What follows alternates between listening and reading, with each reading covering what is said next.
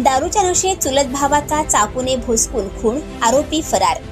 Amravati Kolhapuri gate police station अंतर्गत येणाऱ्या खडकारीपुरा परिसरात एका तरुणाचा चाकूने भोसकून खून केल्याची घटना रात्री उघडकीस आली।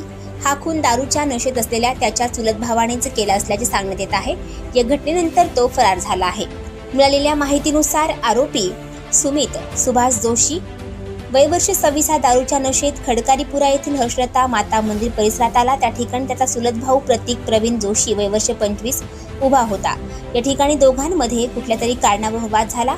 दरम्यान आरोपी सुमितने प्रतीकवर चाकूने सपासप वार केले आणि तेथून तो फरार झाला। रक्ताच्या थारोळ्यात पडलेल्या प्रतीकला स्थानिक नागरिकांनी जिल्हा सामान्य रुग्णालयात दाखल केले, मात्र अतिरक्तस्राव झाल्याने सुमितचा मृत्यू झाला। दरम्यान या घटनेची माहिती मिळताच कोल्हापुरी गेट पोलिसांसह डीसीपी कल्पना बारवकर, एसीपी शिवाजी बचाटे, एसीपी भवर, क्राईम ब्रँचचे पीआय गोरखनाथ जाधव घटनास्थळी पोहोचले।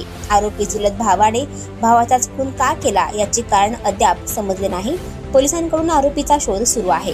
आणखी नवनवीन व्हिडिओ पाहण्यासाठी आताच आमच्या इंडिया स्टार वन न्यूज चॅनलला सबस्क्राईब करा, लाईक करा, शेअर करा। Bureau report, India star one news, Amravati.